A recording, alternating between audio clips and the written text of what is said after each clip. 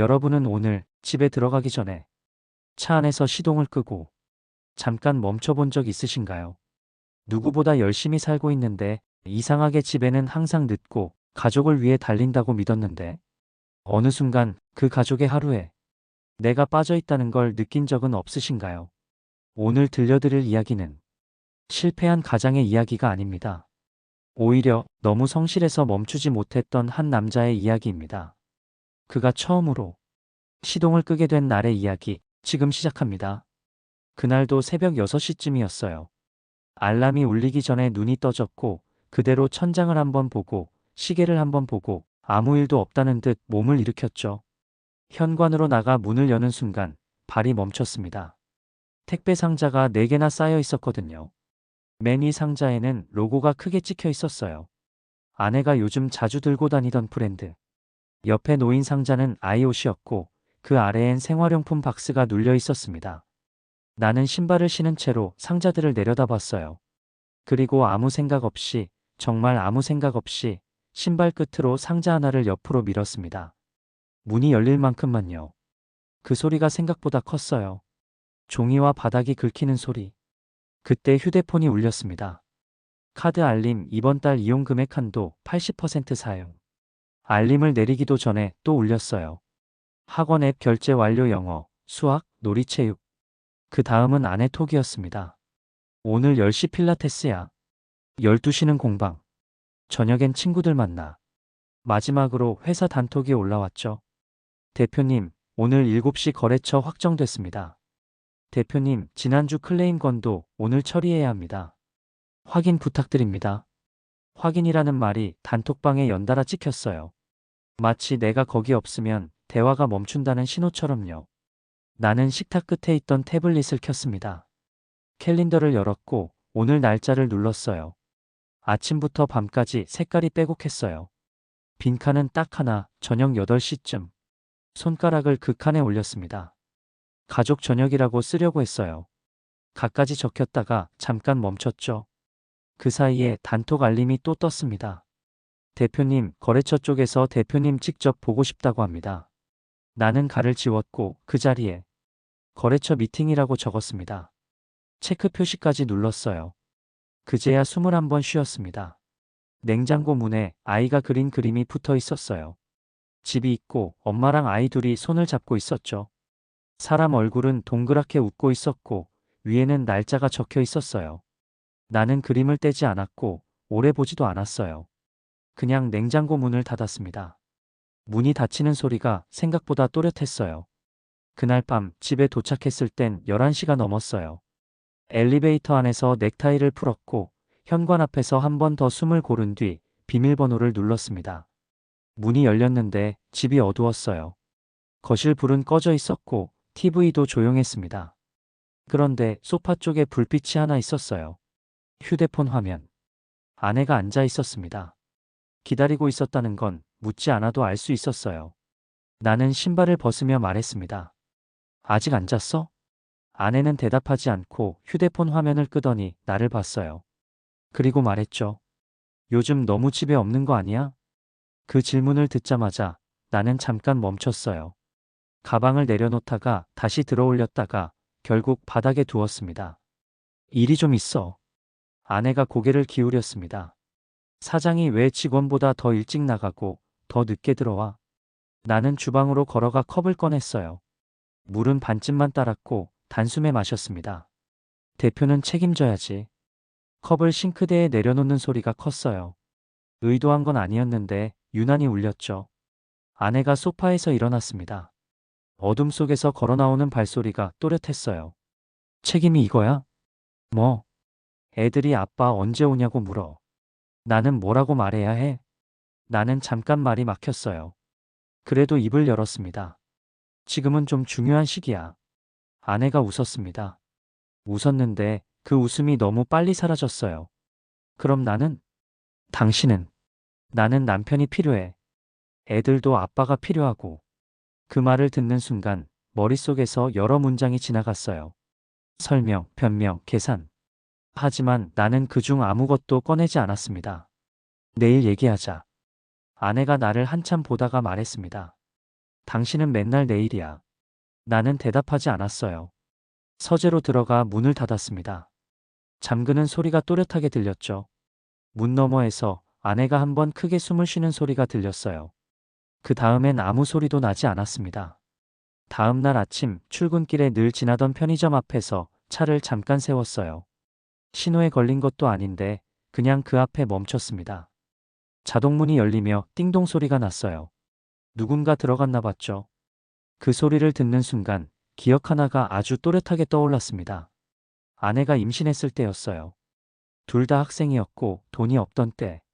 아내가 편의점 냉장고 앞에서 과일컵을 들고 나를 봤죠. 이거 먹어도 돼? 나는 괜찮다고 말하지 못했습니다. 계산대에서 카드 단말기가 멈췄고 점원이 말했죠. 결제가 안 되는데요. 아내는 바로 말했어요. 괜찮아요. 안 먹어도 돼요. 그 말이 너무 빨라서 내가 아무 말도 하기 전에 끝나버렸어요. 그날 밤 아내를 재워놓고 몰래 나가 대리운전을 했습니다. 새벽까지 운전하고 다시 들어와 잠깐 자고 또 나갔죠. 그 기억 위로 휴대폰이 울렸습니다. 은행 대출 이자 자동이체 예정. 나는 핸들 위에 손을 얹은 채로 캘린더를 열었습니다. 오늘 일정 사이에 빈칸이 하나 보였어요. 나는 그 칸을 눌러 미팅 추가라고 적었습니다. 저녁 일정이 하나 더 늘어났어요. 지금만 버티면 돼. 나는 그렇게 중얼거리고 차를 다시 출발시켰습니다. 유치원에 도착했을 땐 이미 늦은 뒤였습니다. 강당 문을 열자 아이들 박수 소리는 끝나 있었고 의자들이 접히고 있었어요. 다른 부모들은 아이 손을 잡고 나가고 있었습니다. 누군가는 아이에게 꽃을 건네고 있었고 누군가는 사진을 찍고 있었죠. 선생님이 나를 보며 말했습니다. 아버님 오셨어요. 나는 웃으며 고개를 숙였습니다. 네, 조금 늦었네요. 선생님은 아무 말도 하지 않았지만 시선이 내 손에 들린 서류 봉투를 스쳤어요. 그때 첫째가 나를 보고 달려왔습니다. 아빠. 아이 숨이 차 있었어요. 왜 이제 와? 나는 아이 머리를 쓰다듬으려다 손을 멈췄습니다. 손바닥에 땀이 차 있었거든요. 일이 좀 급했어. 아내가 옆에 섰습니다. 아무 말도 하지 않았어요. 잠시 뒤 아내가 말했습니다. 다음엔?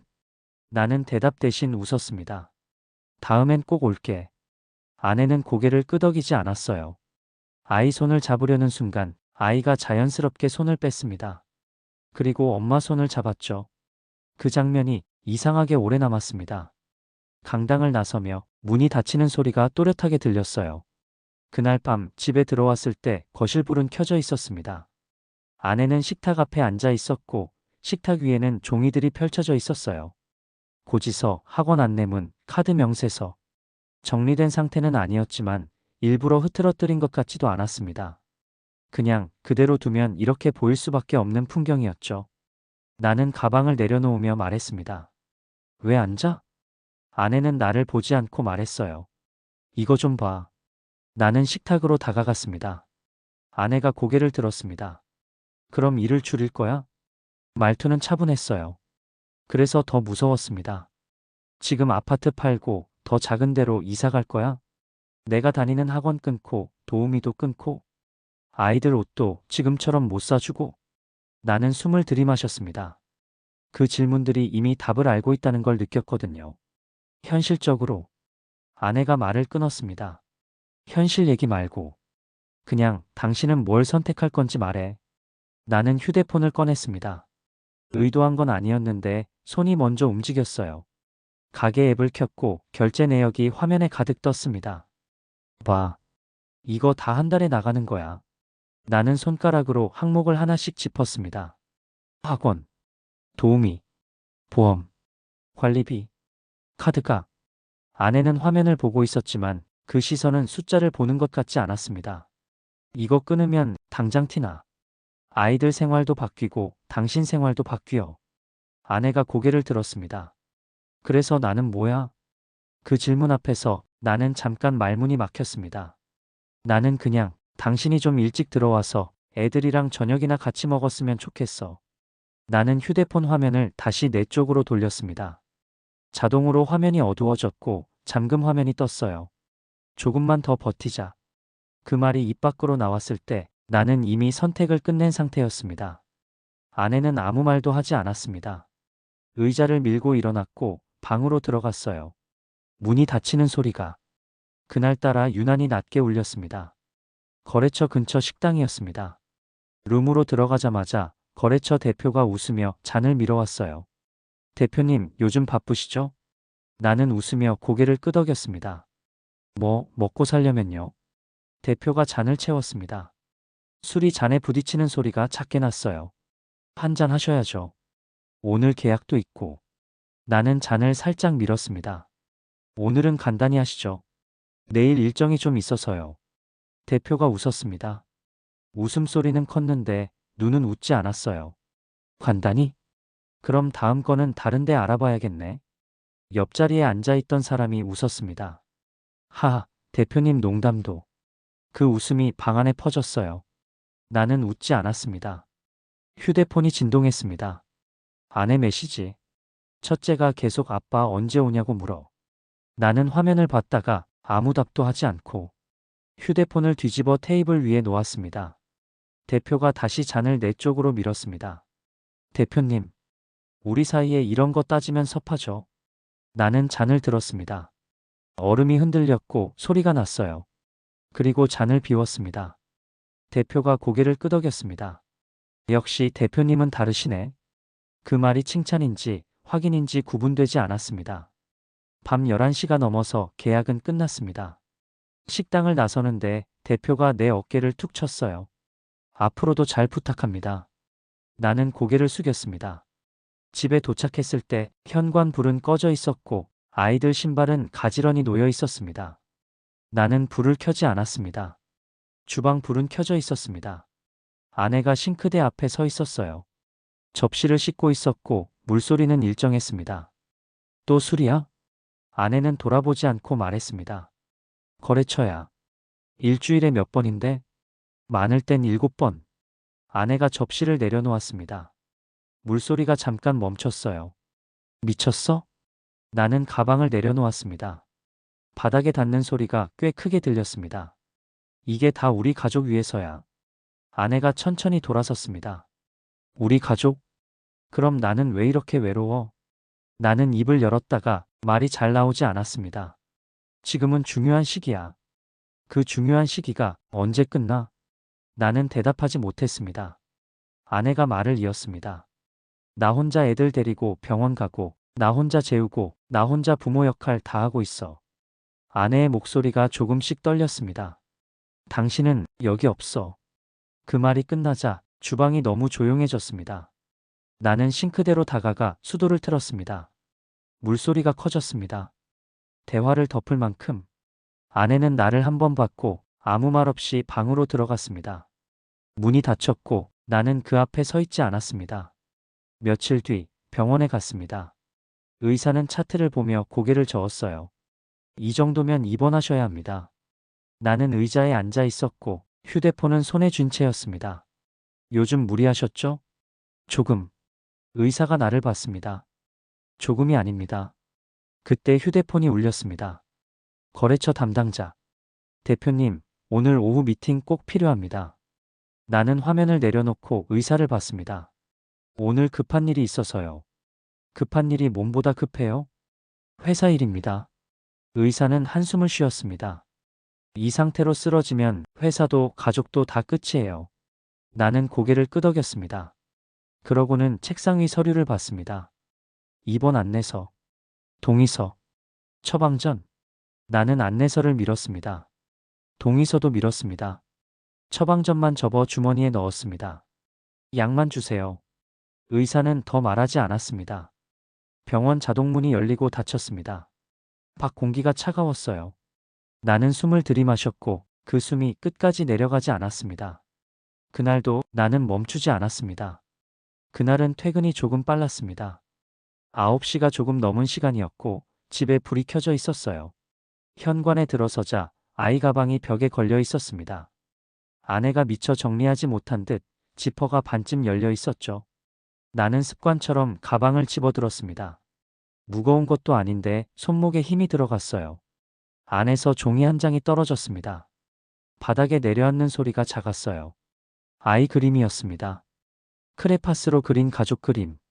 집이 있었고 하늘에는 해가 있었고 잔디도 있었어요. 사람은 셋이었습니다. 엄마, 아이. 나는 그림을 다시 들여다봤습니다. 아무리 봐도 빠진 자리는 하나뿐이었어요. 그때 아내가 거실에서 말했습니다. 그림이야. 나는 고개를 들었습니다. 유치원에서 그린 거야. 선생님이 그러시더라. 아빠가 많이 바쁘냐고. 그 말이 설명처럼 들리지 않았습니다. 그냥 전달 같았어요. 아이 방에서 첫째가 나왔습니다. 내 얼굴을 보고 잠깐 멈췄어요. 아빠. 응. 아이 손에 색연필이 들려 있었습니다. 아빠는 어디 있어? 나는 웃으며 말했습니다. 아빠 여기 있잖아. 아이는 고개를 갸웃하더니 연필로 그림 한쪽을 톡톡 찍었습니다. 아빠는 회사. 그 말이 너무 자연스러워서 나는 바로 아무 말도 하지 못했습니다. 아내가 조용히 말했습니다. 그냥 그린 대로래. 나는 그림을 냉장고에 붙였습니다. 자석을 하나 더 가져와 떨어지지 않게 눌렀어요. 냉장고 문을 닫을 때 텁하는 소리가 났습니다. 그 소리가 집안에 오래 남았습니다. 그날 밤 나는 서재에 앉아 있었습니다. 불은 켜지 않았고 모니터 불빛만 켜두었죠. 일을 하고 있지는 않았습니다. 메일도 문서도 열지 않았어요. 그냥 화면을 켜둔 채로 앉아 있었습니다. 자정이 되자 휴대폰이 울렸습니다. 오늘은 생일입니다. 작은 케이크 아이콘이 떴어요. 나는 잠깐 화면을 바라보다가 아무것도 누르지 않았습니다. 메시지는 없었습니다. 카톡 알림도 없었고 부재중 전화도 없었어요. 가족 단톡방을 열었습니다. 입력창에 커서가 깜빡였어요. 잘 자. 그렇게 쓰려다가 아무 글자도 치지 않았습니다. 아내 방문은 닫혀 있었고 아이 방에서도 아무 소리도 들리지 않았습니다. 집이 너무 조용해서 냉장고 돌아가는 소리가 들릴 정도였어요. 나는 휴대폰을 뒤집었습니다. 그리고 컵에 물을 따랐습니다. 미지근한 물이었습니다. 차갑지도 따뜻하지도 않았어요. 그냥 넘어가기 쉬운 온도였습니다. 컵을 내려놓자 책상 위에서 탁 소리가 났습니다. 그 소리 뒤로 벽시계 초침 소리가 들렸습니다. 딱, 딱, 딱. 나는 그대로 앉아 있었습니다. 다음 날 밤, 집 앞 주차장 입구에서 차를 멈췄습니다. 시동은 켜진 상태였고, 라디오에서는 뉴스가 흘러나오고 있었어요. 창밖으로 네온 사인이 스쳤습니다. 붉은 빛이 얼굴을 지나갔다가 다시 어두워졌습니다. 휴대폰이 울렸습니다. 대표님, 내일 7시 거래처 필참입니다. 나는 메시지를 열어봤습니다. 답장은 이미 머릿속에 있었습니다. 네, 알겠습니다. 손가락이 화면 위에 올라갔다가 멈췄습니다. 그때 휴대폰이 한 번 더 울렸습니다. 아내였습니다. 내일도 늦어? 나는 고개를 들었습니다. 아파트 2층 창문에 불이 켜졌다가 잠시 후 꺼졌습니다. 아이방이었습니다. 나는 다시 화면을 봤습니다. 거래처 채팅창. 손가락이 움직였습니다. 내일은 실무팀 동행합니다. 대표는 전화로 합류하겠습니다. 보내기. 다음으로 회사 단톡이 아니라 핵심 직원 개인 채팅을 열었습니다. 내일 회의 내가 주관해. 자료랑 진행 내가 맡아. 문제 생기면 내가 책임질게. 보내기. 마지막으로 아내 채팅창을 열었습니다. 길게 쓰지 않았습니다. 설명도 붙이지 않았어요. 내일 7시. 집. 우리 가족 저녁. 이건 못 받고. 보내기. 나는 휴대폰을 내려놓고 시동 버튼을 눌렀습니다. 엔진 소리가 끊겼습니다. 차 안이 갑자기 조용해졌어요. 그 조용함이 이상하게 낯설었습니다. 나는 한참을 그대로 앉아 있다가 차 문을 열고 내렸습니다. 문이 닫히는 소리가 주차장에 울렸습니다. 나는 계단 쪽으로 걸어갔습니다. 엘리베이터를 기다리지 않았습니다. 다음 날 아침 주방에 불이 켜져 있었습니다. 아내가 아이 반찬을 옮기고 있었고 아이들은 이미 식탁에 앉아 있었습니다. 내가 들어서자 첫째가 숟가락을 들고 멈췄습니다. 아빠? 응. 나는 의자를 빼고 앉았습니다. 의자 다리가 바닥을 긁는 소리가 났어요. 밥에서 김이 올라왔습니다. 국 냄새가 났고 뜨거운 공기가 얼굴에 닿았습니다. 휴대폰이 울렸습니다. 회사 단톡이었습니다. 대표님 확인 부탁드립니다. 대표님, 거래처에서 전화 왔습니다. 나는 휴대폰을 집었다가 식탁 위에 내려놓았습니다. 툭! 아내는 아무 말도 하지 않았습니다. 아이 반찬을 옮기고 국을 뜨고 물컵을 채웠습니다. 첫째가 내 쪽으로 숟가락을 밀었습니다. 끝까지 밀어 넣었습니다. 나는 숟가락을 들었습니다. 밥을 떠서 입에 넣었습니다. 뜨거웠습니다. 그래서 천천히 씹었습니다. 휴대폰은 다시 울렸지만 나는 보지 않았습니다. 아이 시선이 내 얼굴에 머물렀고 아내의 손은 멈추지 않았습니다. 식탁 위에는 말보다 많은 것들이 남아 있었습니다. 이야기를 끝까지 들으셨다면 아마 이 장면이 오래 남을 것 같습니다. 모든 걸 내려놓은 선택이 아니라 단 하나를 멈췄을 뿐인데 삶의 방향이 달라지는 순간, 혹시 지금 이 영상을 듣고 계신 여러분도 하루를 너무 빠르게 통과하고 계시진 않나요? 오늘은 집에 들어가기 전에 잠깐이라도 시동을 끄고 누군가와 같은 공간에 앉아보셔도 좋을 것 같습니다. 이 이야기가 여러분의 하루에 작은 멈춤이 되었다면 좋아요 한번 눌러주시고, 이런 이야기를 앞으로도 계속 듣고 싶으시다면 구독과 알림 설정도 함께 부탁드릴게요. 여러분의 선택 하나가 이 이야기를 계속 움직이게 합니다. 그럼 다음 이야기에서 뵙겠습니다.